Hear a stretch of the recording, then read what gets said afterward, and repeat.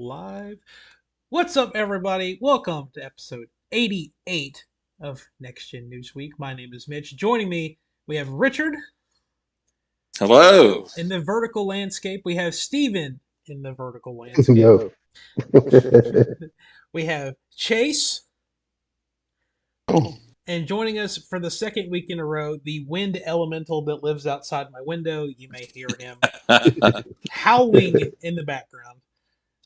So we have a lot of gaming news to talk about now that gaming news is starting to pick back up again. It's coming back, and on top of that, back when there wasn't any gaming news this week, I asked Reddit a question, and they have woefully delivered on the response for the most unpopular trends in gaming, which we are going to be talking about later in the show. But before we get into that, I want to announce that we have started the official Facebook group for the show. We've had a page for forever, but now we have a group where we can actually interact with everyone and share news and memes and all that jazz that comes with that. Richard can't join it yet for another, what, 20?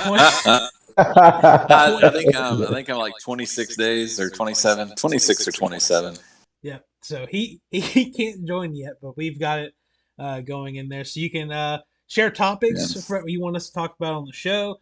You can also send trivia questions, but if you send them in there, everyone on the show will be able to see them. So maybe better to just privately message me on Facebook or on Twitter with those trivia questions. So yeah, that's something that we've started up, and hopefully we'll get a lot of people in there. We can have some cool conversations and everything. So if you know anyone interested, just tell them to come join and hang out with us. So before we get into the news, though, we're going to talk about what we've been playing. And for the first time in 88 episodes on this show, the majority of us at one point got together and played a video game together, which was yesterday. Me, Michael, and Richard played Fortnite. And my little daughter. Yeah. So, Richard, how was your first experience playing Fortnite? I didn't hate it. I don't think, I don't like, I've said this on multiple shows, that I don't like multiplayer online games because it kind of ruins the whole immersion for me. But because I have absolutely no desire and no point for Fortnite, it actually works. So I didn't need to feel immersed. And it's, in a session with people that I kind of get the allure. Now I know, I got a nephew that plays it all the time by himself, and Maddie, she loves to play it by herself. I don't really understand that. But that's okay if you do. I don't want to put the sentence together and say I like Fortnite because I don't know if I do or not. But I enjoyed yesterday. Yeah.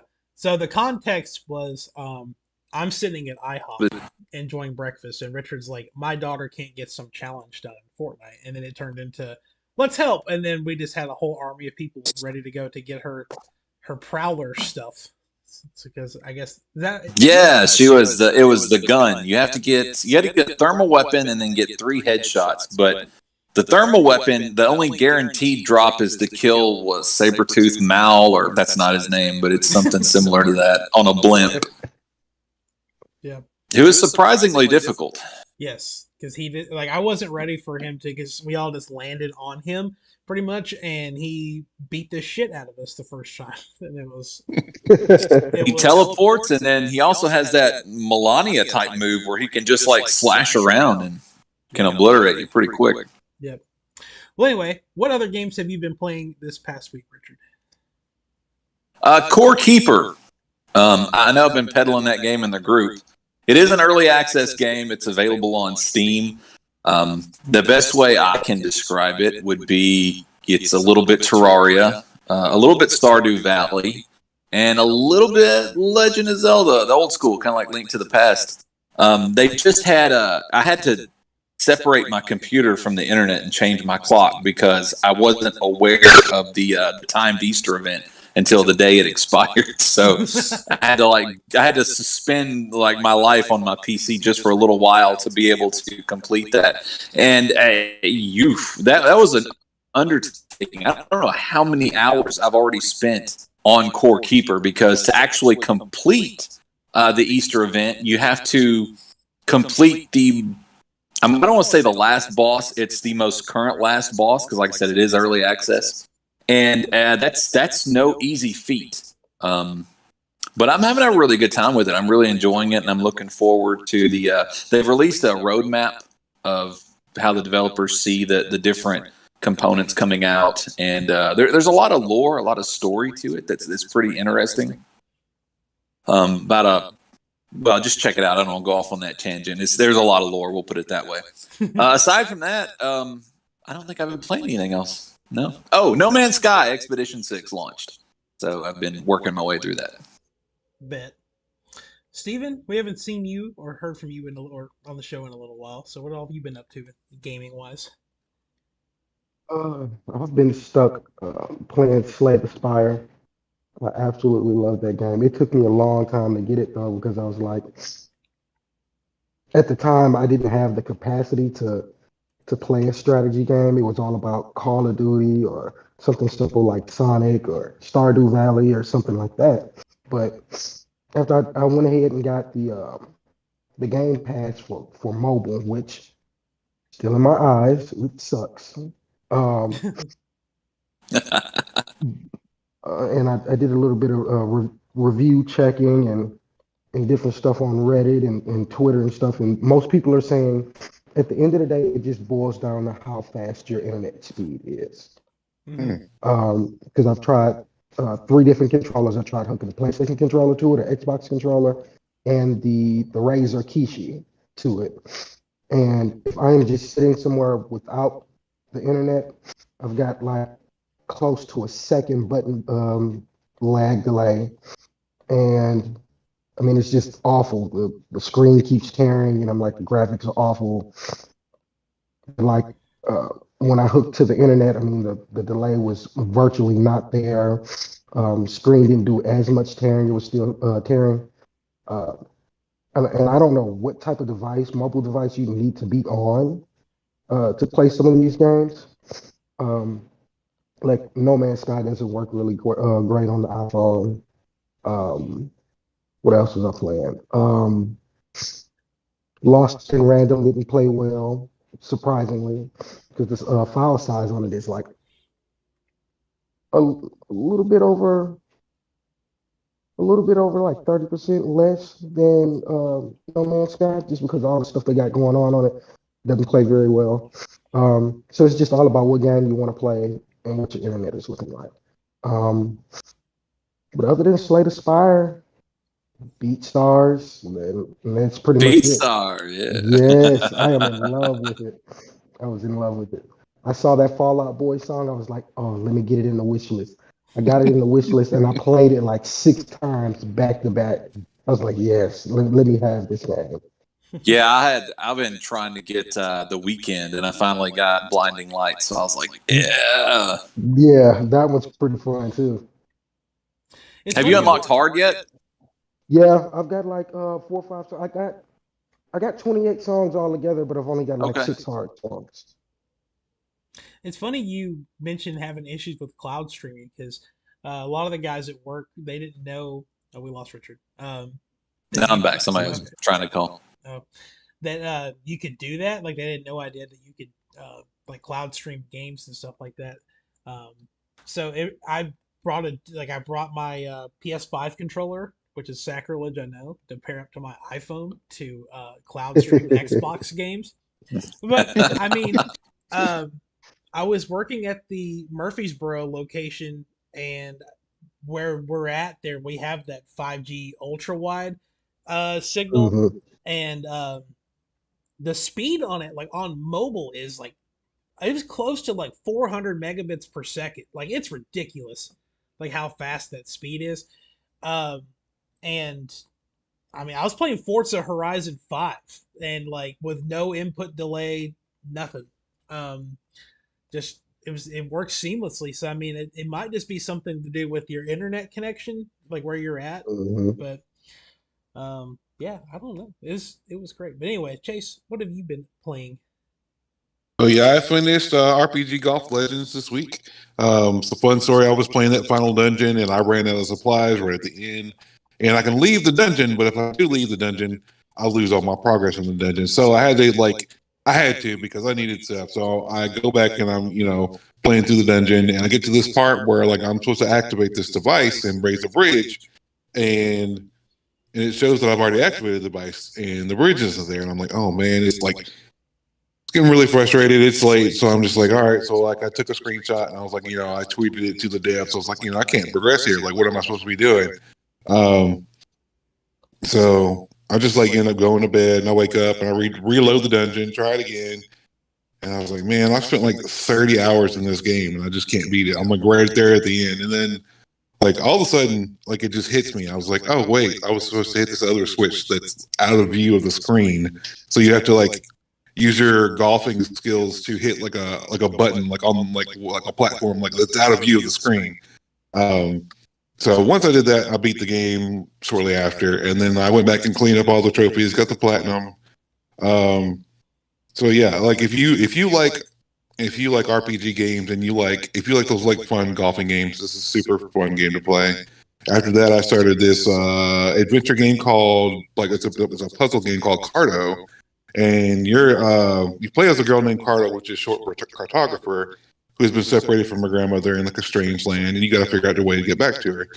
So the game's mechanic is you finding pieces of this map, and you go into the map and you place the pieces of the map, and then however you place the pieces of the map on the screen on the grid, it changes how you play the game. So you can move those pieces around like a puzzle, and you progress through the story like that. So but it's you have to match up road, if there's on the map there's a road leaving out, you have to match up a road to that side, or a tree, trees, like a forest on one side, then you have to match up trees on that side. And if you get clues from your the NPCs. They're this person lives here, can you find their house or whatever. So you have to match up the tiles in a certain way, and then all of a sudden another map piece will pop up. So it's actually a really, really interesting game, really interesting mechanic. The game has beautiful artwork. It's not very long. It is on consoles and PC. And lastly, I've been playing a game called Inkenfell, which is a turn-based tactical RPG about a group of troublesome magic students trying to uncover some dark secrets happening in their campus. So the game uses timing mechanics to power up your spells or block incoming attacks. It feels like I'm playing a Harry Potter style game, but it's got the timing attacks of Super Mario RPG. So it feels really, really good. The story is incredible. Half the time I'm like, why is this game not a movie yet? What is this on? It's on all I think everything right now. It's called Inkenfell. It's on consoles and PC. As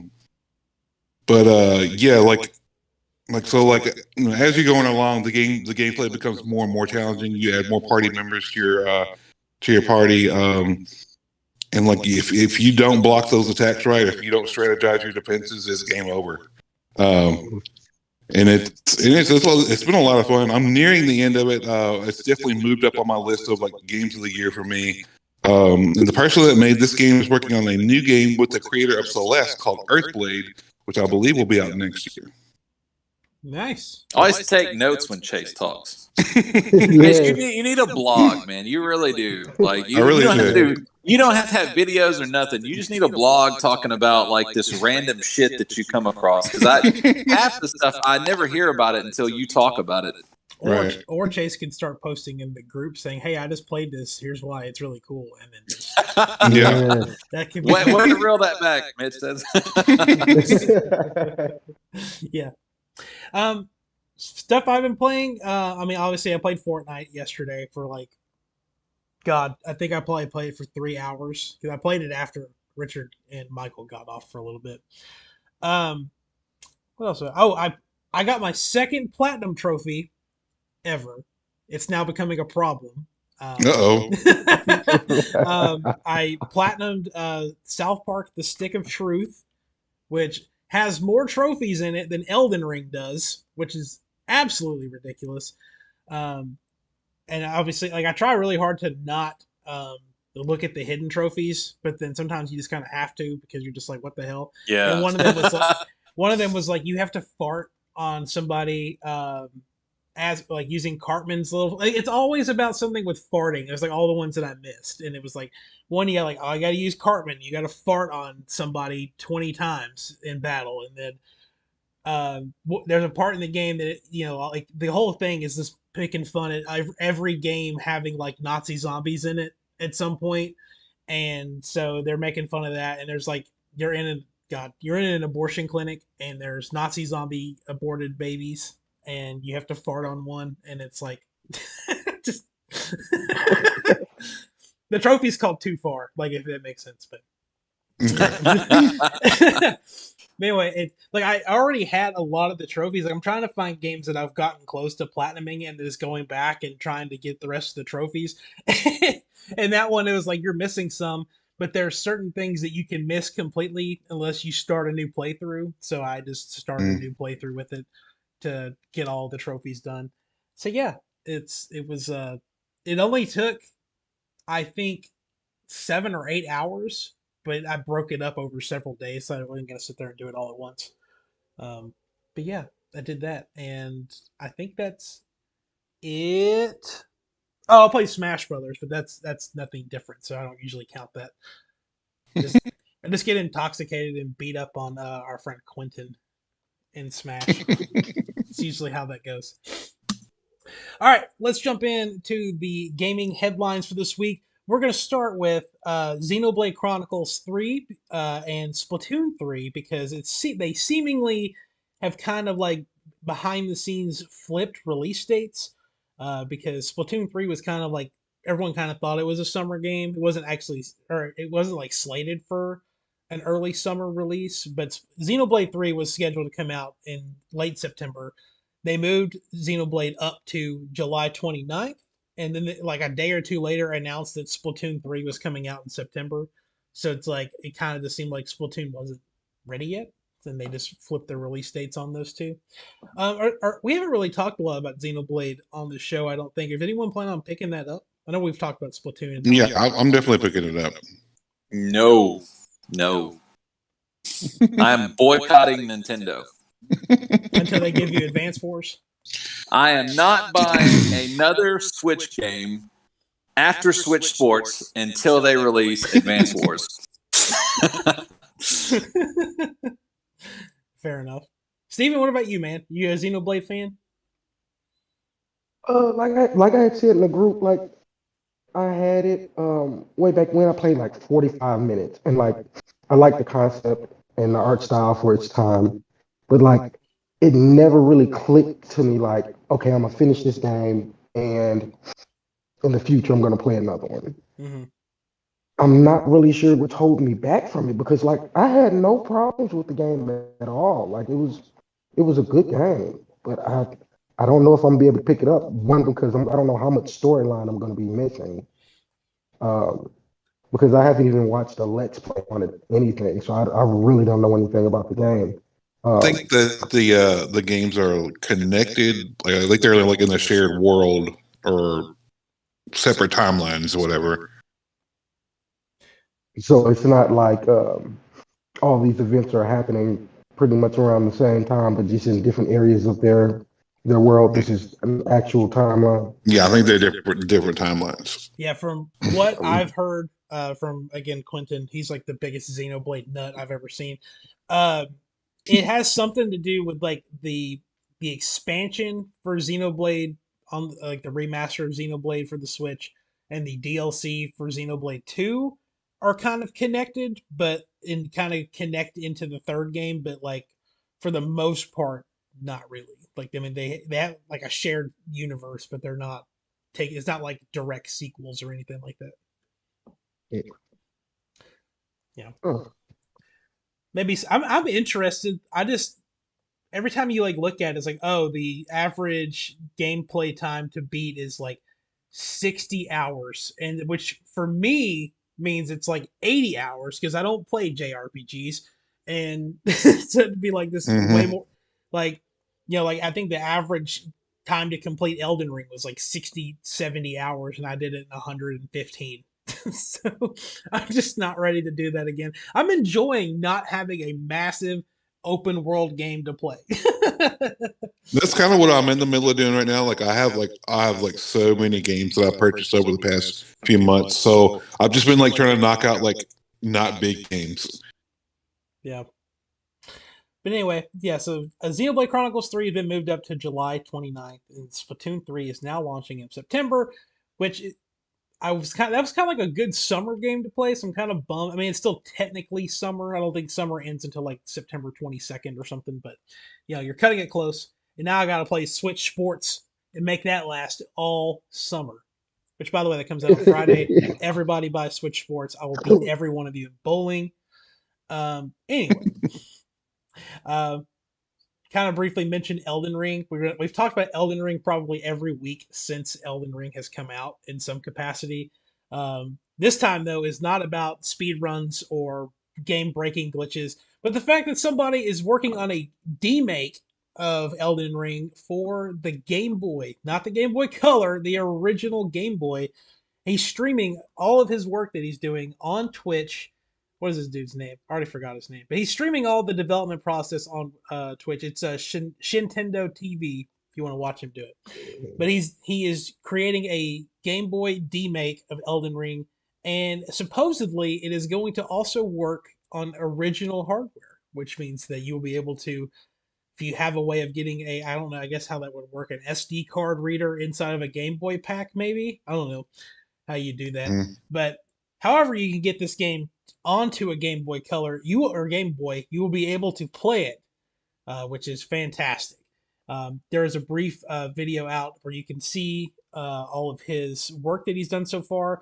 Pretty much, he has created all of Limgrave, or He's hoping to have a playable version of the Limgrave area out by the end of May for people who want to play this. I mean, this is still I think it's like one dude doing this. It's going to take, especially a game like Elden Ring, it's going to take forever to get through. The video clip I saw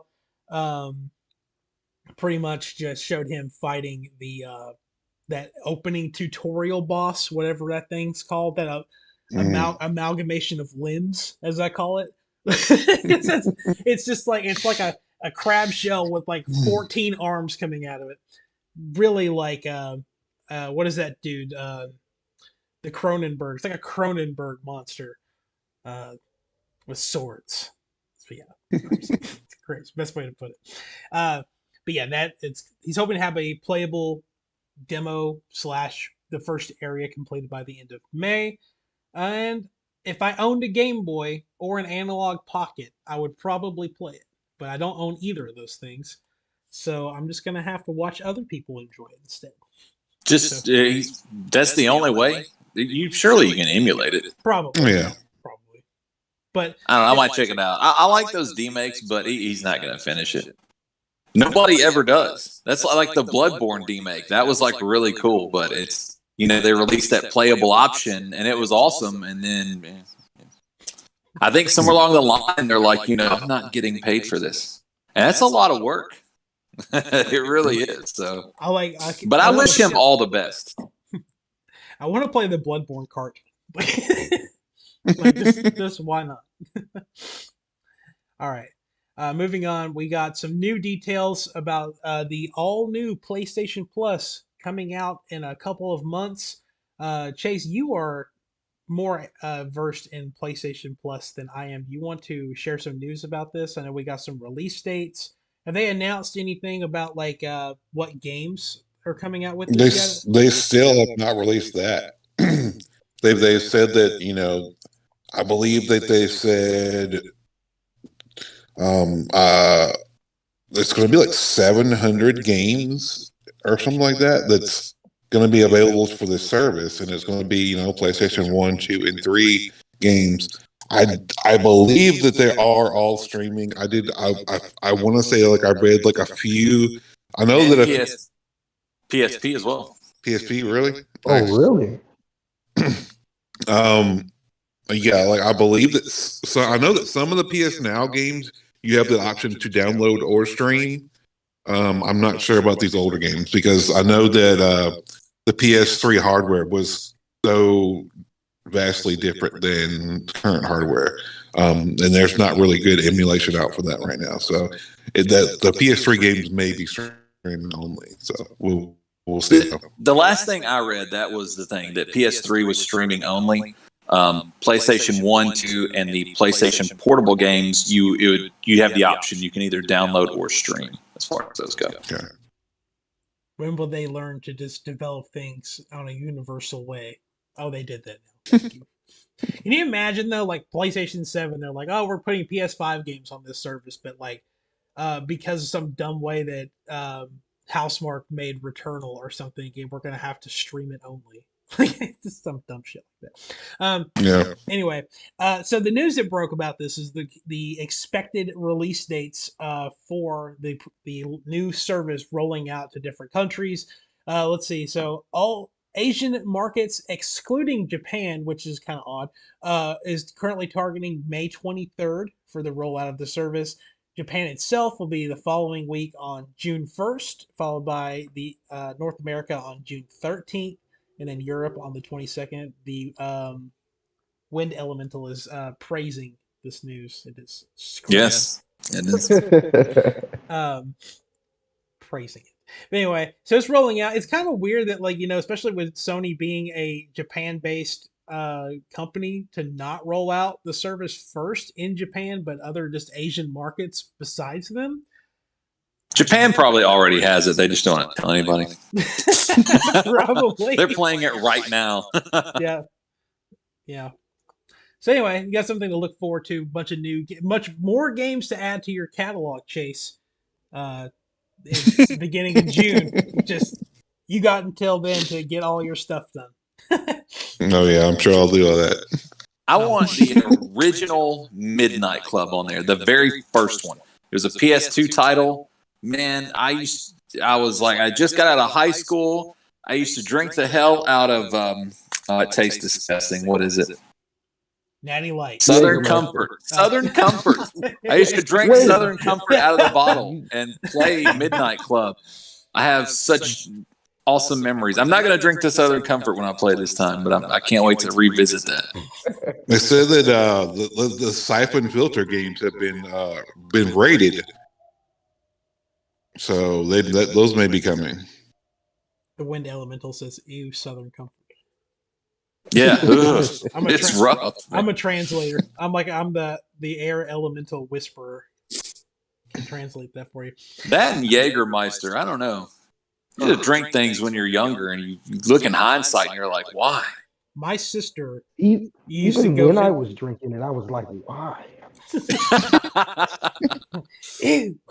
My sister will carry around 2 Dr. Pepper bottles. One of them has Dr. Pepper in it, and the other one has Jägermeister in it. And she'll just take turns. It's the only way to make it through family gatherings. I don't know. I mean, the taste is not far off. I would, because Dr. Pepper. Yeah, I could see that. Dr. Pepper's got the 11 herbs and spices of sodas in it. So I mean, I never understood what they call it, like a power bomb or something, where you have like it's Red Bull, and then you drop a shot of Jägermeister in it and then drink it. Mm-hmm. I never saw it done. I heard them talk about it, and I heard it's easy to chip a tooth. In my head, I guess they literally drop the entire shot glass into the Red Bull, and then you. I've only ever seen that it was called an Irish car bomb, and I think it's the same thing. It's Jägermeister and then like a cream liqueur or something like that.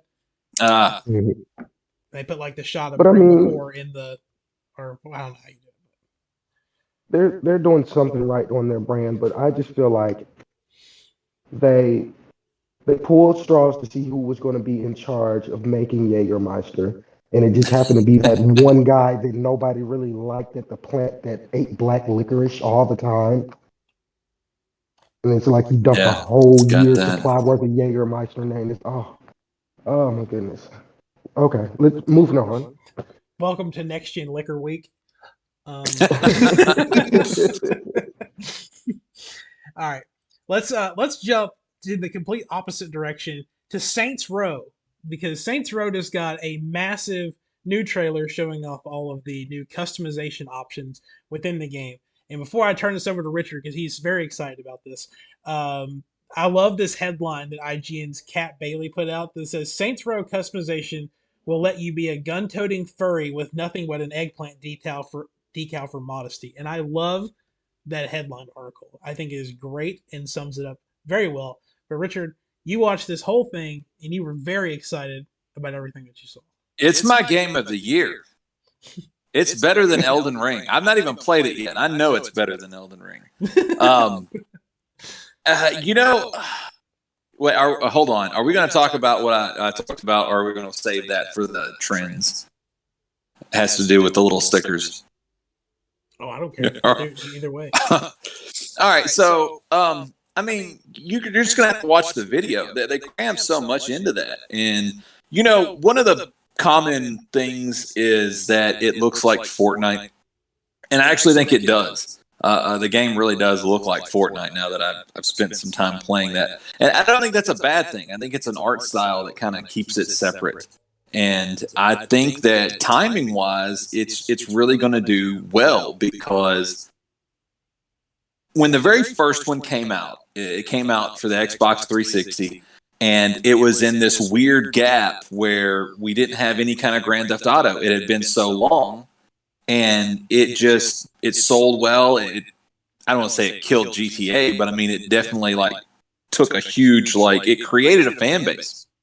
And I think that we're in that same kind of area right now where everybody's been playing the same Grand Theft Auto for the past decade. And there's nothing new about it. They may add another car or something like that, or it's just people's playing the same game. And now we got this, and it's all new. It's developed with next gen in mind. And then with this kind of level of customization, I hate that they got away from that after the original San Andreas, because with CJ, you could really make CJ your own. You could be like this fat, overweight, fat black guy, or you could be like this, really toned. You could dress how, it had a level of customization to the character that didn't change him, but it certainly gave you the ability to make it your own. And then, I don't know, they stepped away from that. Suddenly, if you're Trevor, then you look like some white trash meth head no matter what clothes you put on.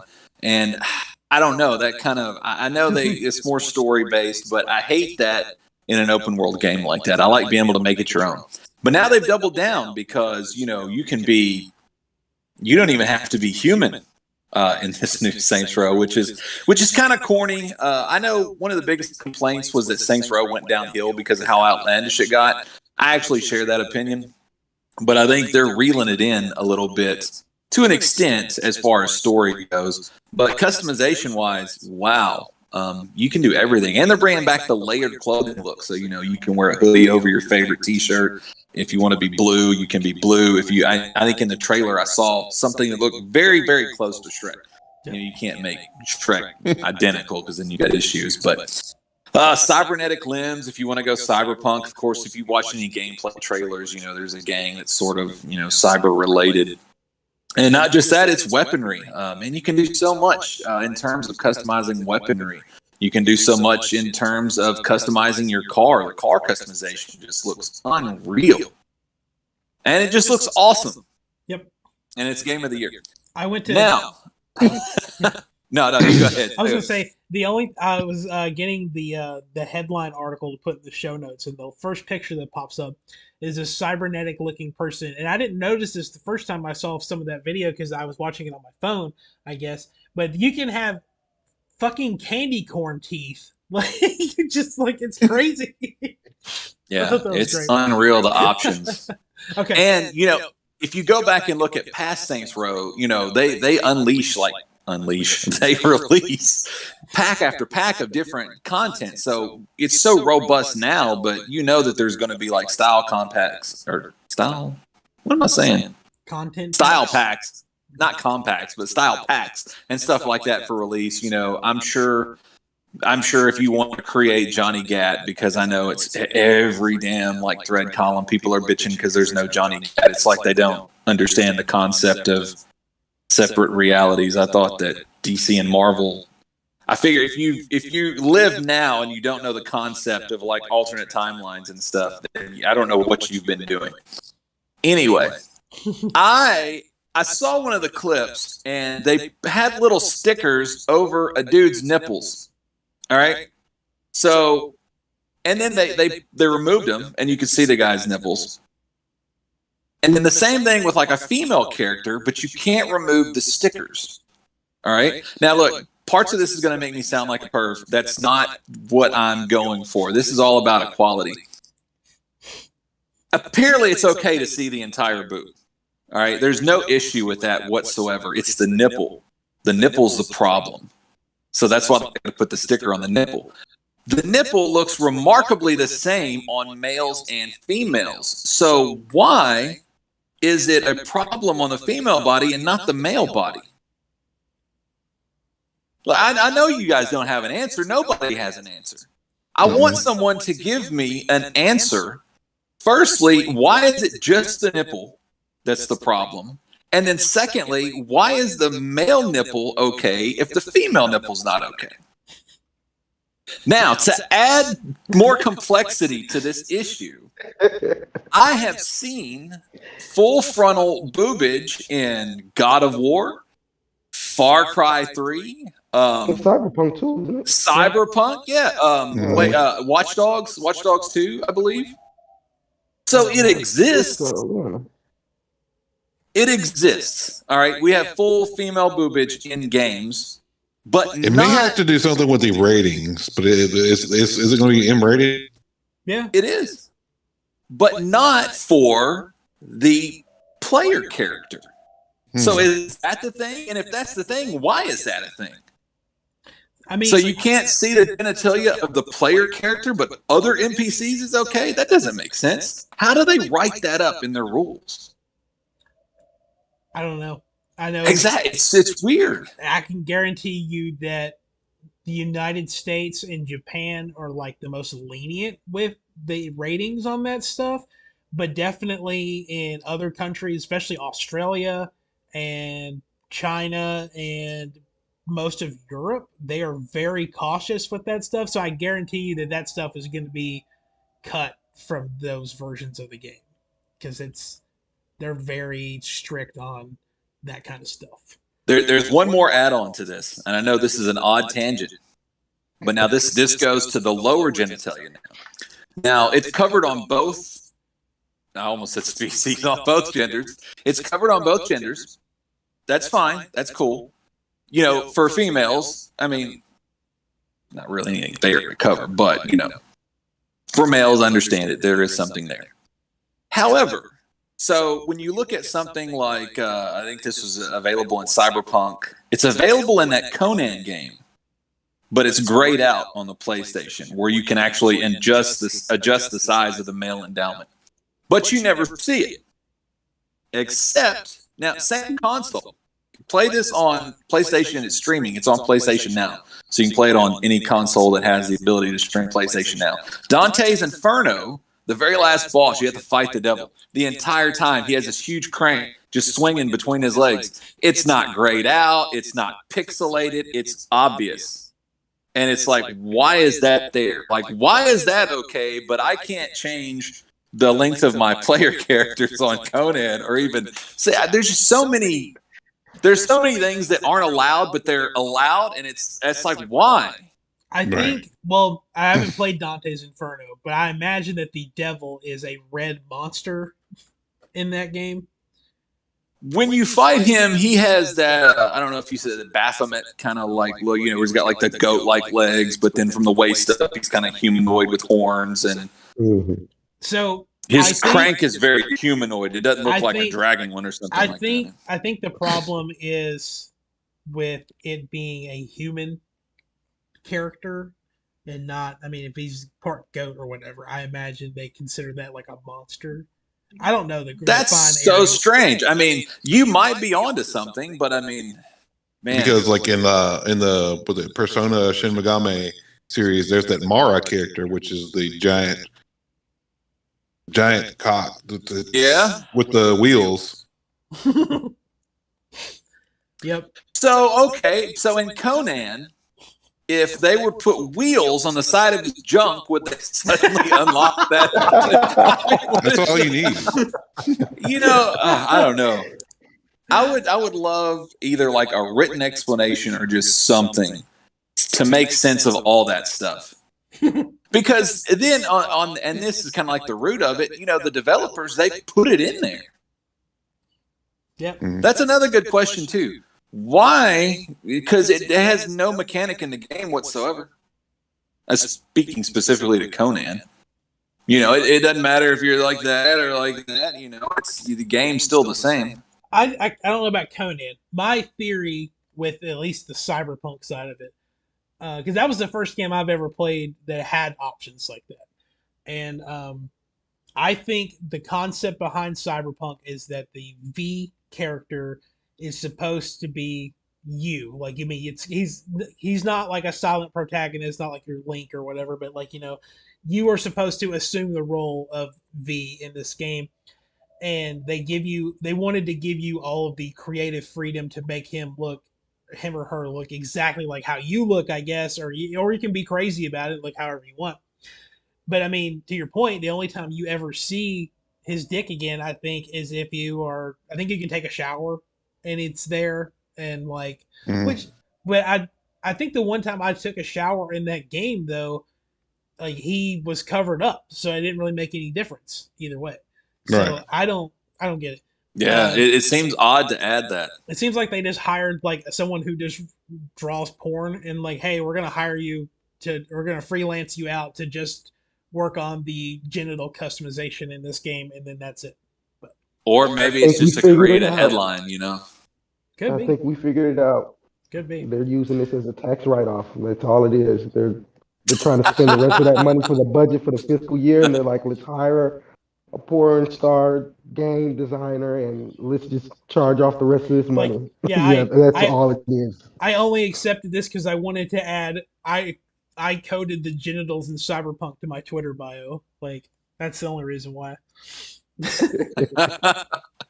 All right, let's jump into this last bit of news, and it involves everyone's favorite blue rodent, Sonic the Hedgehog, because Sega is a bunch of idiots. And we're going to tell you why Sega is a bunch of idiots. Sonic Origins was announced last week, or got its pre-order came up, and they released this very handy little chart that tells you everything you get whenever you buy Sonic Origins, depending on where you buy it and what form of media you buy it through. So obviously, you can buy the game. It's $40. You get just the game. But there's also a digital deluxe edition and a bunch of different pre-order bonuses and different content packs you can buy that pretty much lock off different random bullshit from this game. Like, usually whenever for instance, if you pre-order a Call of Duty, it comes with like, I don't know, like a weapon skin or in-game currency, something like that. If you pre-order Sonic Origins, here's what you get with it. You get the mirror mode, you get different backgrounds for the text boxes, and bonus coins. And if you buy the premium fun pack, you get hard mode, character animations in the main menu, camera controls over the main menu islands, and character animations during music islands. Yeah. So they don't know how to do downloadable content or make stuff worth it to get it. But the only way to get everything that this game offers is to pre-order it digitally, and so you're paying $45. So everything that they've added is a $5 purchase that they're locking behind a paywall. And then certain things are only available if you pre-order the game digitally and not pre-order it physically. So, Richard, I love that look on your face of just, what the hell did you just say? Because that's exactly how it was reading this out. I don't know, man. I hope it works for him. It doesn't sound like it, but I don't know. People do stupid things. So even like big companies, they do stupid things. I don't know. It's like, why not just say, hey, here is Sonic Origins. It's $45, and this is everything it comes with. Have a nice day. Like, just yeah, do that. Just do that. Or I mean, what are they offering? They're offering character animations. What the hell? Yeah. I mean, could you imagine like if that's like the next Mario? if you pay $5 more when you run, it actually looks like Mario's running. I mean, like what is this? I don't know. We're re-releasing Mario 64 again, but if you don't give us $5 extra, you cannot tug on his face on the main menu. It's just stacked. Yeah. Yeah. So I read that headline, read that article, and that gave me time to join the dark side, as you would say. Richard, I'm with you on this. It's like, how do you make a Sonic game hard other than the fact that their controls are going to be glitchy, the game's going to be buggy, it's all hell. It's like day one is going to be unplayable. I know it is.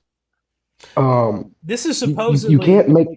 not to cut you off, is supposedly Mhm. this Sonic Origins collection is made by the same people that did the Sonic Mania collection, which I think was pretty good when it came out. So there is hope. But anyway, continue. So how many Sonic teams do they have? Because I mean, it seemed like towards different generations of people, they had a new team.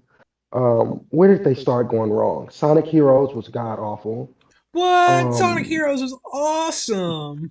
That's Not the only from a Sonic game I've storyline, ever played. not from a storyline perspective. It's pretty good, and the concept of the mechanics is awesome. Rail grinding broken. Um, there were certain parts on the Halloween stage, um, Eggman's final stage. Like there were so many parts that were scattered around on that game that was like broken.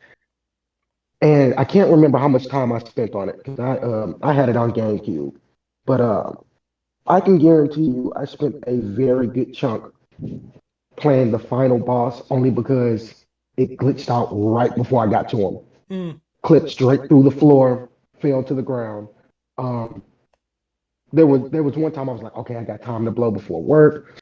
I'm gonna try to beat this in 45 minutes, and then I'm gonna go ahead and head off. I called out of work to try to beat this game, and it had nothing to do with difficulty. It's just I glitched and clipped in the exact same spot. I tried coming from a different angle. I tried going on a different rail to the last platform. Nothing worked. I returned the game, bought another one, thinking that there was something wrong with the disc. Same issue. So I'm like, I didn't know what to say at that point. And just when Richard was going on his spiel about how Sonic isn't changing, it seems like it's just kind of staying the same and everybody's leaving it behind, despite he's supposed to be the fastest thing alive. Um, I'm like, yeah, that kind of makes sense, and I'm kind of ready for this disaster. It makes you brought up Sonic Heroes, and I'm just making sure I'm correct. Sonic Heroes is the one where you had the good team and the bad team, and you switched between them, hitting like X, Y, Yeah, and Z. yeah. Okay, so Grand Theft Auto 5 stole that idea from Sonic Heroes. So, yeah, where you switch characters by pressing a button, they stole it from Sonic Heroes. Yeah. Oh yeah. Yeah. So Sonic did do something right. And we were at a question about like Sonic, the teams working on Sonic Mania started as like a fan project. Like there was like a couple of people that were working on remastering some of the whatever Sonic games Mania is based off of, and Sega actually hired them to work on Sonic remasters, and this is like the second project with them. So it's like a bunch of kids, bunch of new talent. So new talent. Okay, sorry, green. And they're going to hand them like Sonic, which was like, I mean, that was to Sega what Mario was to Nintendo. I mean, that was like a flagship. They're like, hey, look at these kids. They're working on a game. Well, let's just hand it off to them. To be fair, Mario Odyssey was worked on by a completely new team of people, and that's probably one of the best 3D Mario games that's ever been made. So there is. What a bold claim. I mean, I didn't say the best. I said one of the best. Because nothing beats Mario Sunshine. Anyway, moving. I agree with that, man. Sunshine, dude. I love Sunshine. Yeah. I don't know if you were saying that sarcastically, but Sunshine was fond memories. I'm not trying to put Mario Galaxy down, but there's 4 other Mario 3D games that are better than it. But anyway. Oh, you said Odyssey was developed by a new. Yeah. Oh, okay. No, Galaxy is what I don't like. No, Galaxy. Sorry, I had a Galaxy. brain fart moment. Galaxy. I don't like Galaxy. But anyway, we don't have. Yeah, I didn't care much for Galaxy either. Odyssey was good. I loved Mario Odyssey. It was great. Yeah, yeah. Anyway, that's going to bring us to our big topic for this week, which was unpopular trends in gaming. And what started this was Xbox and PlayStation both saying that they were exploring putting ads in free-to-play games, I guess to work on like making money off of them and stuff. And we were talking about it, and I was like, several months ago, we did I've read an Ask Reddit thing for unpopular opinions on video games, and it went really well. There was a lot of people that they had a lot of stuff they needed to get off their chest with that that Reddit thread. This one, a lot of beers being held. Yeah, there was still a lot of people in here. A lot of people sharing the same sentiment towards unpopular trends that they wanted to share. But before we get into the stuff that we got from Reddit, I would like to just ask all of you, what is an unpopular trend in gaming, or something unpopular in gaming that has happened that you are not a fan of? I think while you think about it, I think mine really started off with long time ago it was microtransactions. They've kind of become more accepted nowadays. But I really started thinking about this topic a lot whenever I think it was Ubisoft said we're going to start looking into adding NFTs into games, which sounds cool. Like, okay, I could buy whatever it was, and it's going to carry over between whatever game to the next game and the next game. Like, it's something that stays with me and keeps going. And then shortly after that, I don't think it was them, but some other game introduced NFTs, took a bunch of money from people. They were really excited, like, okay, this is the future. And then the game shut down. And now they've just lost all of that stuff that they put all their money into. And that's like the big fear is like, with microtransactions, like, okay, I know that I'm buying something specifically for whatever game I'm playing. It doesn't carry over. It's just like an in-game purchase. But when people start promising this skin or something is going to carry on to the next game that you buy, that's whenever it becomes a problem, because now there's no way that you're going to be able to hold them to what they said. But anyway, does anyone else have an unpopular opinion or unpopular trend? So go ahead. Oh, sorry. I look at kind of like a two-parter, which when I say both of them together, they kind of sound like they contradict each other. But it's like when crappy games get like a physical release, like games like Crazy Chicken Shooter or was it Panda Hero Remastered? Like those games are just terrible games, but they have like physical releases and there are games that really deserve like a good physical release, like Psychonauts 2, Lost in Randoms still doesn't have a physical release. And there are countless fan favorites that are, the community are begging for. They're like, like, can you please put this on the disc? And like, and those games would sell very well. Even if you do like a low number release, like those would sell out. But even though I'm saying that, it sucks when you can't buy digital games anymore. Like, we're talking about the game preservation a while back. With the Nintendo 3DS store closing, the prices on those games have skyrocketed over the past few months. I believe that it's like a certain Fire Emblem campaign that you can only get through the collector's edition cartridge once the store closes. And those cartridges are going from anywhere from like $200 to $700 on eBay right now. So I'm sure Richard has it. He's going to go bring it in. I thought maybe he had an emergency or something. Anyway. Yeah, that's what I was thinking. Anyway, Steven, what you got? So I don't know if I'm going to call it ad progression or ad walling or what the correct term is for it. I only see it in mobile games. You download a game and you want to play it. It's something relaxing, or it's that few minutes before you go to bed. You want to play this game, and then or you got that few minutes after a cup of coffee before you go to work. You want to play this game, and you have the ads. All right, and most of the games they have where you can go ad free for how much ever money. Um, but it's the ads themselves that are in these games. It's these interactive ads to where you can play the game and you'll see the same ad over and over and over and over. And I'm like, okay, I'll give you an example. It's a game called Envoy, I want to say,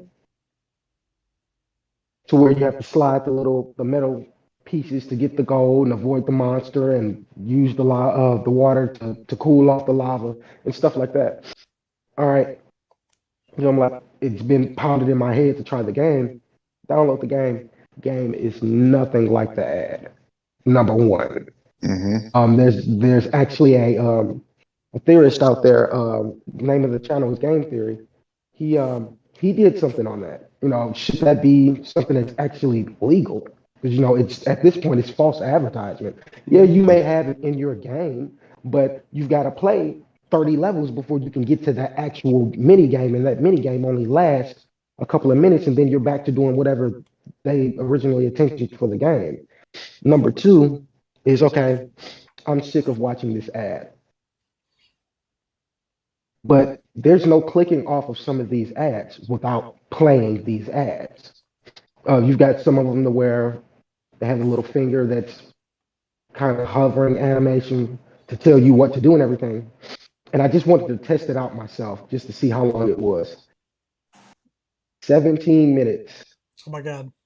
before I decided to just click off of it. That ad sat on my phone for 17 minutes. And I'm Jesus. like, that's unnecessary. Like, Mm-hmm. I understand that ads are revenue. You know, you want to get things going.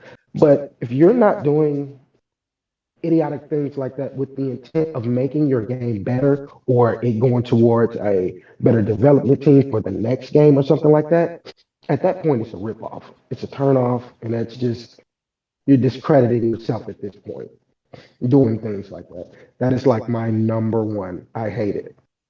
I think Raid Shadow Legends, long time ago, they wanted me to play their game, so they had a trailer or a commercial that had Kate Upton in it, and then oh, play Raid Shadow Legends and I'll be in it or something. And I was like, you mean I can play a game with Kate Upton in it? And so I downloaded it, and then she's not in it. And I was like, well, I'm not playing this. This false advertisement. Exactly.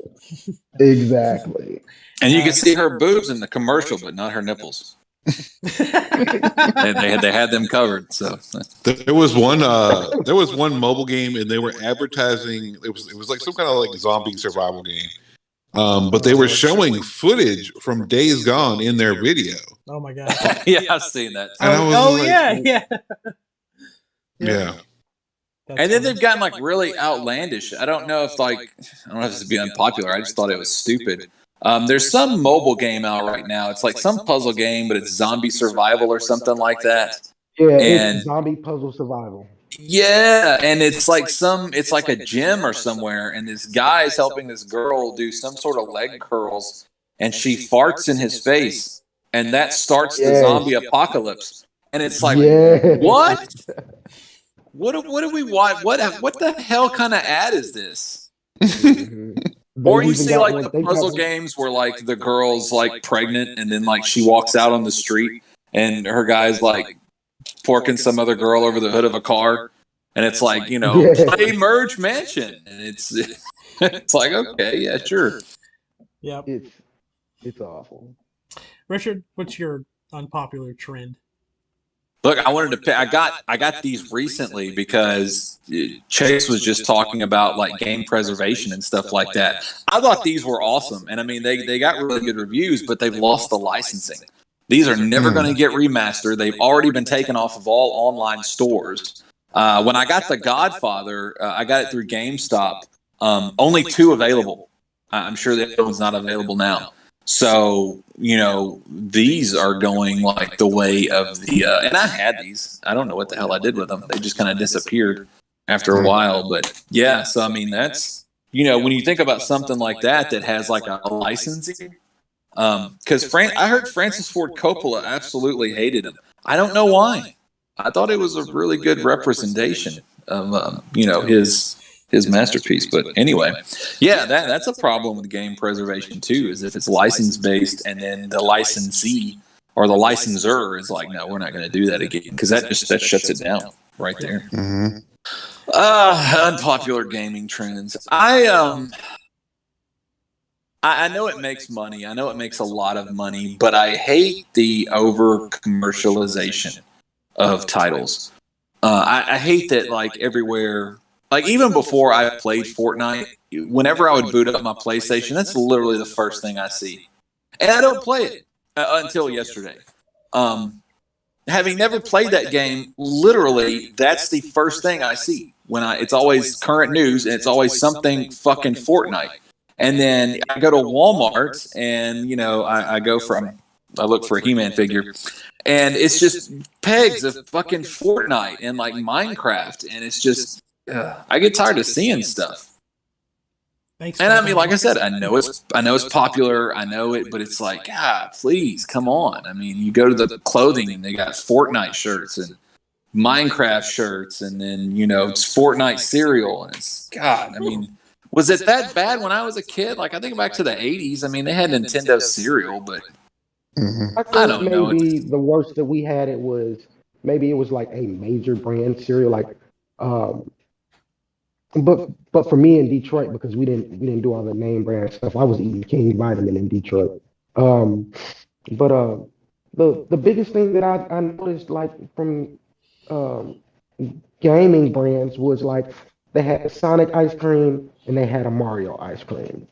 And it was just like their face, and then they had gumballs for the eyes. And oh yeah, yes, and the eyeballs were never in the right spot. Exactly. It always looked like they just had a stroke. Yeah. Yep. Gumballs that were hard as hell because they were frozen. That was good ice cream, though, man. I remember the Slimer Pops. They were kind of like that. Yes. Yeah, I mean, that's the worst I saw. There wasn't like billions of ads and T-shirts. I think I had one Sonic T-shirt, and I got that from a thrift store when I was a kid. So it wasn't all that popular now. But nowadays, if you sneeze the wrong way, it goes viral on the internet. Somebody's like, "Hey, let's make a video game about this." It turns into a AAA game, and now you see everybody wearing a shirt of someone that sneezed. It's just one of those things. People just love to ride trains. Man, they target children worse than tobacco companies did, years ago. So they're trying to get them hooked. It's the new cigarette. It's called Fortnite. I mean, I think Pokemon really started a lot of that, because when that first came out, they had the games, they had the shows, and all of a sudden there's all this merchandise that came out, and everyone's like, oh, we could really make a lot of money putting out stuffed plushies and stuff, and just now it's kind of just turned into this monster, as you put it. It's worse than cigarette companies. I don't, with Pokemon though, I'll have to say this, that when it comes to like the collectible card game, that I feel it promotes like really good like social skills and critical thinking. I think there's a positive to it where there's no positive benefit to fucking Fortnite. It does not increase communication because kids are terrible when they're online. And, no. And now I'm like, I want to tell Maddie, you're not playing Fortnite anymore. She can have a meltdown on me. She's actually really good at that game, for the record. Man, she slipped up the other day and she referred to it as her PlayStation. So she plays the hell out of it. I'm on the couch with my little playing BeatStar on my phone. She's remarkably good. But the first game that she ever played like that was Fallout 76. They had that, I think it was called Nuclear Winter, where they had that where it came in and stuff like that. Mm-hmm. And I would watch her play it, and she was a lot younger than she is now. And I would be so impressed because it was just sheer dumb luck. Because there's no way that someone that young can be that good at something. But you remember, because she won. She was the last person standing one time. She was like 5 years old. Do you remember the part in the original Star Wars movie where the stormtroopers and the rebels, they're shooting each other down that corridor, and 3PO and R2 go across, and they don't get hit. They walk in between all these lasers. Dude, that was her playing this game. The storm had shrunk so small, there was probably about like 6 people left. And they were all clustered together, just shooting each other. She's not even shooting. She's just fucking walking like around in a circle, just back and forth, trying to avoid getting shot. And she ended up winning. And I was just like, no way in a million years would I be able to replicate that strategy of just running around and surprisingly not getting hit. So, and she talks about that to this day. Badge of honor for her. Had she won a round of Fortnite before yesterday? No. So she got, I think by herself, the closest she got was like, she's been in the top 10 before. I think like 8 or 9. I like playing. I like 10. making like mini games in Fortnite where we used to play one called the Bush Challenge, where all 4 of us would go to the 4 corners of the map and just hide in bushes the whole time, and you're like, your goal is to work your way back to each other, and then you're all having to hide like in the same bush, and then you just run from bush to bush, and then you get to the very end of the game. Pretty fun. Like making little fun things in there. But anyway, let's burn through these unpopular gaming trends from Reddit real quick. We'll try to speed through these. There's not a lot of them. I made sure to not include the one about politics because Richard tried to engage with somebody over that, and they didn't have an argument for it. I didn't want to have an argument. I just wanted them to explain their position on it, and then they did it horribly wrong. And then somebody jumped on them, and I don't know. I don't like either side of the argument. I think his reason for not liking it was not good, and then I think the person that decided to jump on him for it, I think their argument was not good. So I was just like, yeah, I'm not even. Anyway, so a lot of these probably going to get a rise out of somebody. First one from Page Master General says the move away from physical media, kind of like what you've been talking about for game preservation. Doesn't even like the idea that Xbox and PlayStation put out all digital consoles. Like, doesn't even care for it. Second one, I'm not pronouncing this name because it's just a random string of letters. But they really brought back like a time that I remember fondly, which was the phase where every game was trying to be like Call of Duty. The big one that came to my mind was like Halo 4 and Halo 5. They really tried to make themselves act like Call of Duty, and like there was a time where Call of Duty tried to be a lot like Halo, and Halo tried to be like Call of Duty, and then both of the games sucked really bad, and then no one ever played them. No one talks about those anymore. Turtle Star says couch co-op games going the way of the dinosaur, which I mean, I miss couch co-op. There's still some like It Takes Two and your Mario Kart and stuff that people play, but they're nowhere near as common as they used to be. Like I feel like if you've got an online play option, you should have a couch co-op option. Yeah, it seemed like it kind of died with the plug and play era. Now that I sit back and think about it, because there was no online pretense. Well, I mean, it was there, but like nobody really used it. Like good example, GoldenEye, 007 GoldenEye, or what was it, Dark something or another. It's kind of like GoldenEye, but like games like that. When those games started disappearing and we got into the 360 and the online play and stuff like that, it started fading away. Like you rarely heard anything. And now if a couch co-op comes out, it's usually what, like you were saying, it's like it'll be an online game that have their couch co-op end. Because It Takes Two is like couch co-op, right? It's a game that's made for co-op, and they encourage you to couch co-op it. But whenever you buy it, it comes with a buddy pass that you can give to another player, and they can download the game for free and play it with you if you don't have someone to play it with. Oh, that's awesome. So they did it right. Yeah, They did it right with that. Yeah. Um, the 360 era, like I mean, I remember 4-player split screen Halo 3, and then going online and playing. Like you had like a team of 4. That was always really fun. And then like it's Halo Infinite. Like they dropped the roadmap for the next season and the season after that. They still haven't put campaign co-op, which is like a staple of Halo. They've not put it in there, and it's been delayed to August. And like it's just an afterthought. They're prioritizing online campaign co-op before local split screen co-op. It's like I don't get, and I think it has something to do with like the hardware not being able to render the game, or I don't know how it works, but like put the game out there twice on one screen. I think it has something to do with that. But if they could do it 10 years ago, I don't understand why they can't do it now. This is my favorite one out of all of this. I Save the Galaxy escort quests, where you're having to drag some little kid or something around to a mission, and and um, especially like when the kids don't, or whatever you're escorting doesn't walk at the same speed that you do. They're always like Mhm. really slow, and if you get too far ahead of them, they stop until you come back to get them. Um, I haven't played Horizon Forbidden West. Someone on the comments on that said that there is a really bad escort quest at the beginning of Forbidden West. Chase, Most, Pokemon Mystery and Dungeon was bad about that. But like you had your little escort quest.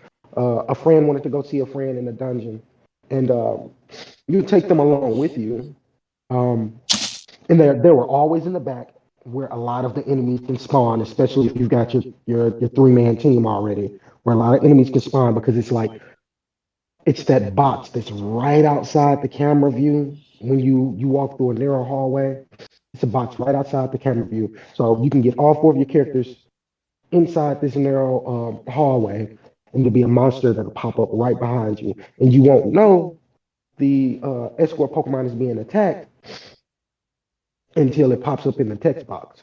But Mhm. then you got to cycle back through your characters. You got to walk past one character, walk past another, and walk past another. And if you've played Mystery Dungeon, it's every time you move, they make it move. And Mhm. most of these Pokemon that you're escorting are, of course, they're weak. So you're getting to the later dungeons where the Pokemon is stronger, and they're being one-shotted. You're only able to climb a couple of floors before you have to restart the whole quest again. And it was just a mm, nightmare for me. Yeah. yeah. But yeah, I know which quest you're talking about now. But yeah, it starts out, and the guy is, I mean, he's a slow person. So I know which quest you're talking about, but for the rest of the game, yeah, like there's a lot of like, do you want me to tag along with you, or do you want me to meet you there? Kind of deal. So you do have an option of, do you want like that person to walk with you, and they'll give you some dialogue as they walk with you, or you can just, if you've already unlocked that fast travel location, you can just go straight there. So there's options for that, and like I don't remember even the ones that I did, like it was like, yeah, walk with me, and like they would keep up with my pace, so it wasn't like a bad thing for Horizon. I think one of the games that does escort quests the best is 2018 God of War, because Atreus literally just like you're escorting him through the whole game. He's just there, and but he actually enemies don't target him, and he actually helps. So I mean, um, Yeah. I need to finish that game anyway. Um, Der Roger, all he said was seasons, and I joked at him, and I was like, "Damn, yeah, you're right. I hate when I'm playing a game and it's in the summer, and then all of a sudden they have to put a mandatory ice level in there, so they make it winter." He didn't get it, but um, uh, but yeah, he's talking about seasons in games, kind of like, I mean, every free to play game has seasons where they'll theme it around something, and they'll have specific a new battle pass or whatever that goes along with it, like Fortnite's Doctor Strange tie-in for this season, and last season was Spider-Man because of No Way Home and all that. Hey, that's FOMO though. That's also on here. Fear of missing out, man. That's Mm-hmm. Yeah, well, Dapper Performance said the FOMO that comes with battle passes and limited time events. Yep. Quote, our games are turning from play however you want to have fun to grind the specific thing on this specific day. No thanks. I don't want another job. Right. So That's not just games though. Like the Kickstarter board games that I get. I mean that the whole marketing scheme is driven off FOMO. If you mhm. say like Marvel United, it went retail. You can go buy it retail and you get, I think you get like 8 heroes and 3 villains, whereas I have the Kickstarter and the base game has like 80 characters. So and you'll never have that unless you were part of that Kickstarter. So Yeah. Um, a lot of people said battle royales, battle passes. I mean, that's kind of the thing to hate right yeah. now.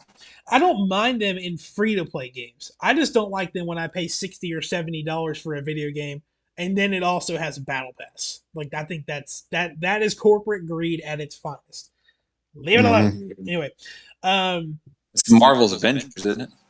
Isn't that what that is? Avengers, Call of Duty, Battlefield, Halo. Well, Halo is kind of weird because if you get it on Game Pass, it's free, but you it's $10. But their battle passes, they're like 6 month seasons, not like 2 3 month seasons because they're being taking forever to develop the game. Our friend Haley Hall, she's in the Facebook group, said microtransactions and also $30 DLCs. Just why charging for half the game for like a quarter equivalent of content? I mean, yeah, I get it. Like Call of Duty, Call of Duty is like my perfect example for everything because they always fuck something up. $60 retail game, and then they'll charge you.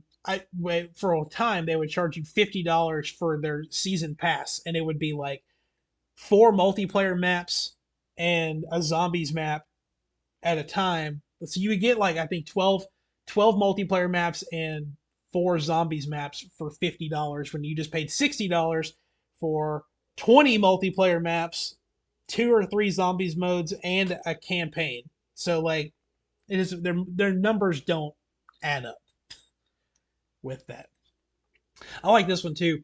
Strength Chain said forced online and single player games. So meaning like a game where there's no multiplayer component, but the game forces you to be connected to the internet to play it. Oh, like the new Grand Theft Auto and the new Far Cry and the new almost everything that's coming out. There The you new go, there you Assassin's go. Creed. Yeah, Yeah. it's kind of Do they kind of even make I think games I think a anymore lot that of you games can't are. connect to the internet? I mean, because like even some of the simple mobile games, you got to be connected to the internet. And the only reason that you'll be connected to the internet is for the microtransactions. Yep. Like you can't play Or the like game without the internet. A lot of games are doing those where you have to like agree to like the license thing, Yep. or you have to be connected to the internet just to play the game. Yeah. And several years ago, everyone shit on Microsoft for putting online DRM practices in games. And they're like, no, we don't want that. And then one day everyone just started doing it and nobody gave a shit anymore. Just saying. Um, Everything becoming an open world game. I agree. Don't need everything to be open world anymore. World, yes. Um, Sometimes I want to play a game that only lasts 10, 12 hours. It doesn't have to last the span of my summer vacation, that type of deal. yep. I Richard, is Saints Row an open world game like the new one? Have they said it is open world? They've all been open world though. I mean, they're Mhm. basically. I mean, they kind of originated as a GTA clone. So Yeah. Mhm. I mean, I feel like you know what you're getting into with an open world game. Like, yeah. only exception recently, I feel like is Ghostwire Tokyo because it is an open world game, but it's not humongous. Right. Yes, it's awesome though. Yeah. I feel like the problem with open world games is just because of the scale that they feel like some bar has been set, and if they don't meet it, then they're not going to sell well. And I don't think that's the deal. For as good as Elden Ring is, that game could have been scaled back a lot and still had the same reviews that it's getting now, but come out maybe 2 years sooner. They spend years and years developing, and then they get postponed and stuff, and then they shit out this, probably wrong term, but they produce this game that's just, the scale of it is staggering. And I mean, I think we've all kind of had the same gist that once we got the platinum on Elden Ring, it was just like, I'm gonna go play Mario Brothers 3 now because I don't want to, They could have scaled back, and then some of that stuff could have been DLC, and people would have bought it. Mm-hmm. The whole Volcano Manor, that could not have existed in the game, and they could have released it as DLC, and people would have paid money for it. I didn't even do that till like right before the end of the game. Yep. Yeah, there's a lot of segments that just they don't feel like they're important to the story that could have been DLC. They could have focused on the main story game and then just unleashed DLC, and we could have had the game sooner. I think a lot of games are kind of guilty of that because they see because now I feel like my fear is that Elden Ring has set this bar that doesn't exist, and people are going to be like, well, if it's not at least this big, it's not going to do as well. No. If games continue to get any bigger than that, I probably am going to have to just turn away from them because I don't know, I've said it before, like this year is literally like the year of massive open world games. Like we had Horizon, Dying Light, and Elden Ring, and I guess to an extent Pokemon Legends, like all within like 2 or 3 months of each other. And the end of the year is coming out with Saints Row, God of War's. I don't know how it's not really an open world game, but like the new Pokemon generation is open world. Xenoblade's open world. Like, I mean, you've got a ton of crap that's coming out, and it's like, I don't have time. I don't have time for all this crap. Like, I need a game where I can turn my brain off and just... Thanks, Wind. Just... I like Saints Row. I don't think Saints Row is going to have that same kind of... I've not seen the size of the map. I don't think they've ever even released it. But I don't think that. I think that's going to be on par with like maybe a major city in the outskirts of a major city. Maybe the size of GTA 5, maybe a little bit smaller. I don't think it's going to have that same sort of staggering scope of something like Elden Ring, or I don't know. I've not played Horizon Forbidden West yet. I don't. How large is that world in comparison to like Elden Ring? Horizon feels smaller than Elden Ring. Like a lot smaller, like reasonably smaller. Or... I remember the first game feeling like it was way too damn big. But comparatively, I mean, it feels big, but it doesn't. I don't know, because it just feels so much different. I always thought that the first one felt large just because I felt like I was always in danger wherever I went, Mm-hmm. Yeah. But anyway, let's knock these last couple ones out. Young Lil Buddha says single player games trying to be a Souls-like, and then he also followed up with everything trying to be a Souls-like, and then games also being hyper focused on story with a lack of good gameplay. This is the one that Richard, I think he also engaged with. Yeah, and I didn't go back to see what he said. I don't know. I think it's one where I said what I said, and I just kind of backed out of it because I don't. But I think when I commented on it, I said that the exact opposite was true, though. Like, you can have a game that is so much fun to play with beautiful mechanics, but if there's not a story there to keep me interested, I'm not going to play it. Mm-hmm. I think games have to feel rewarding. Yeah, and if you're playing a game that's just kind of mindlessly you're doing stuff, it's just not feel rewarding. Mm-hmm. He also said Detroit Become Human is the worst game ever made. Yes, that's opinion. Yep. And also like he's off base saying that like games that have to be Souls-like now. No, there needs to be more games that have to be Souls-like. Like, I want Legend of Zelda to be Souls-like. I want Castlevania to be Souls-like. The exact opposite of that is true. I want Mario to be Souls. No, not Mario. But I think if it fits that sort of like, I think that I think a Legend of Zelda, not necessarily maybe that level of difficulty, because then you are going to turn people away. But I don't know, just that kind of look and appeal. I think it would work better for like a Castlevania. Mhm. I was gonna say, More yeah, so than it a has Legend of to. Zelda. It But has to fit the theme of the series. Like, yeah, Zelda or Castlevania. I could never see a Mario Souls game. That would just be crazy. That or Donkey Kong, maybe Kirby, but not Donkey Kong. Kirby Souls. And finally, this is actually, well, I don't know, no way of authenticating this, but this dude says he's a game developer. He said his name is Damascus99, says free to play games, because as a dev that gets paid on commission from sales, free to play games really hurt his paycheck. But he also defends the idea of putting battle passes in $60 games because he gets more money for it. Which, I mean, from a developer side of things, like, yeah, cool, but it's anti-consumer too. I don't understand. Like, a developer is paid on what? Paid on Do you say commission for he's sales. paid on commission? Yeah. I guess it would depend on the game. Yeah. How does that work as a developer, that you're paid on commission? That's just what sales for games? Yep. Mhm.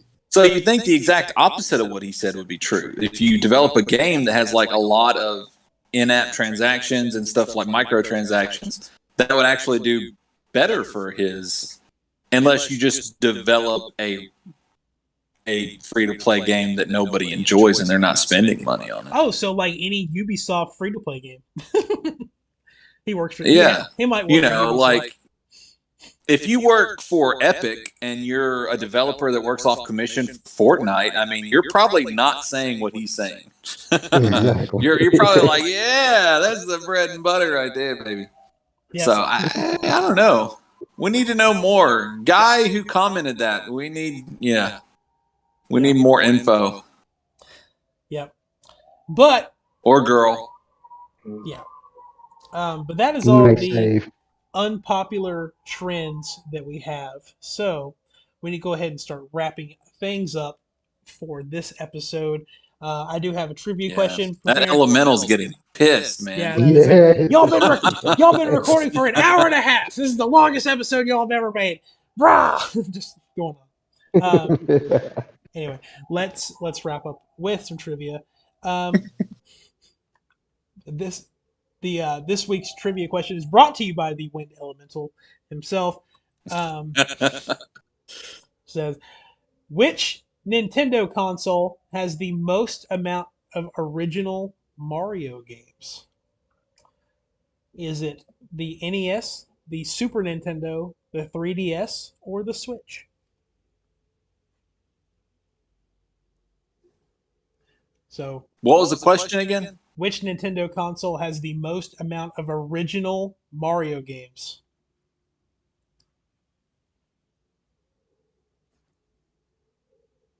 And it was original, Super, 3DS, or Switch. Yes.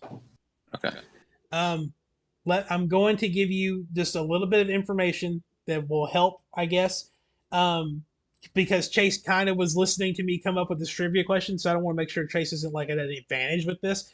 I had a hard time figuring out what counts as a mainline Mario game with this, because of a certain game that counts as both. So under the context of this, Yoshi games and Donkey Kong games are included in this because of one specific game that is both. So I just counted them all. Plus the Wikipedia thing said that they counted. So I must say 3DS. Yeah.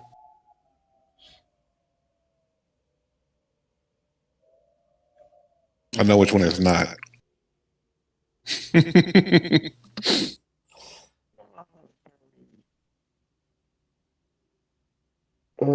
Super Nintendo. Super Nintendo. Yeah, but if it's not 3DS, it's Super Nintendo. I would put it Super between those Nintendo, two. But yeah. I must say 3DS though. So now that everyone's guessed, the confusion with this, where this came from, is that on the Super Nintendo, there is a game called Super Mario World 2 Yoshi's Island. So it's like, and you play as Baby Mario and Yoshi in that game. Yeah. The article lists Donkey Kong and Yoshi games as mainline Mario titles, whether he is, they're all in the same shared universe with this. So like it counts the original Donkey Kong, it counts Wario titles, Yoshi games, everything. Anyway, in reverse order, the NES has 15 Mario titles. The Switch has 20 Mario titles. The Super Nintendo has 20 Mario titles, and the 3DS has 25. So if you said 3DS, you are correct. There's actually the article listed also, what was it, Captain Toad Treasure Tracker for 3DS, Mario Maker, Mario and Luigi remakes. I didn't count those because they're remakes of games. Um, but the Yeah, original I was classics. thinking that the Switch had just mostly just remasters or ports of Yeah, those games. that's why I I was was trying like, to factor out those. Yeah. But then I was thinking like Super Nintendo. I was like, God, there's like those offhand kind of like Mario is missing, and like there's a ton of those other kind of. Yeah, there. I'm gonna see if I can pull that list back up again because there was another one. There was like 3 Mario teaches typing games, or Mario teaches letters, Mario teaches numbers, and Mario teaches preschool education or some shit like that. I got my degree from Mario teaches preschool. they need to make a Mario Paint reboot now that the Switch is like Yeah. taken off. And like you can touch the screen and paint on the screen. I don't see why they haven't done that. I want to play the little fly swatter game again, man. Or you just want that, dude? That was dope, man. They need to that Art Academy game that was on the Wii U. They need to bring that back. That was fun. I don't know if you ever played that. Anyway, congratulations, Richard Chase, for getting another point on the board. And let's go ahead and wrap up the show with some social media plugs. Richard, would you like to start? No. I'm in jail right now, so I'll get you updated as soon as my imminent release. So, are you big on Instagram too? Oh yeah, I guess I could post to Instagram, but then it's always awkward when I have to catch them back up with Facebook. So I'm just going to take a hiatus and get some content going. So I'll just do a PSA to make sure that if you tell a joke on Facebook that, well, no, I don't even know how to. Just don't tell jokes on Facebook. Just don't do it. Yeah, even if you put LOL. Yeah. That's funny. And even if everybody else in the fucking comment thread is saying the same thing, it doesn't matter.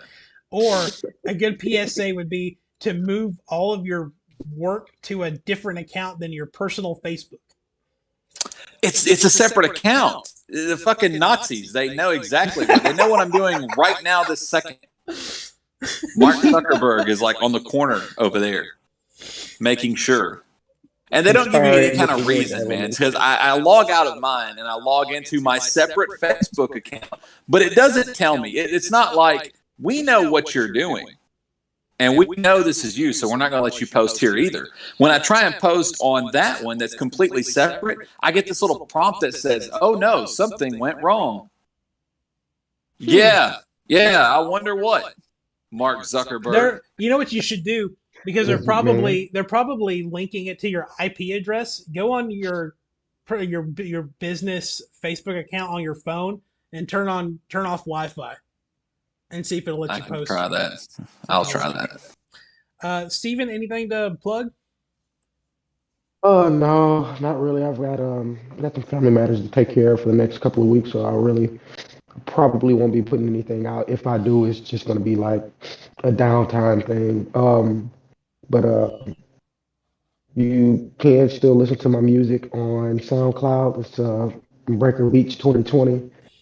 I am starting to do intros for people. I've got a couple more people that I've done intros for. Most recently, there's a guy on Facebook, Token Black Guy. He's got a couple of my songs, one for his intro and one for his intermission. So, I mean, my music isn't necessarily conventional, but it's definitely something that will catch your ear. So, I mean, if that's something you're interested in and you need an intro, outro, intermission, come talk to me. I'm reasonable. You need to put an ad on the Facebook group so people can find that. Anyway, Chase, anything to plug? Nothing going on this week. I haven't really seen any good sales. I think the PlayStation spring sale is still going on. Yeah, for like 2 more days. But yeah, there were some Easter sales over the weekend, but those are come and gone. I think either today or tomorrow, GameStop, like nationwide, is supposed to be having a PS5 restock in store. So if you're still trying to get a every PS5, store.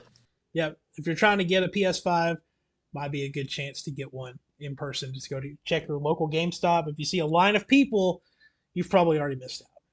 But anyway, that is going to be it for episode 88 of Next Gen Newsweek. Thank you, Richard, Chase, and Steven for joining me. We'll be back next week with whatever crazy gaming news that the Wind Elemental throws at us that time. Until then, have a good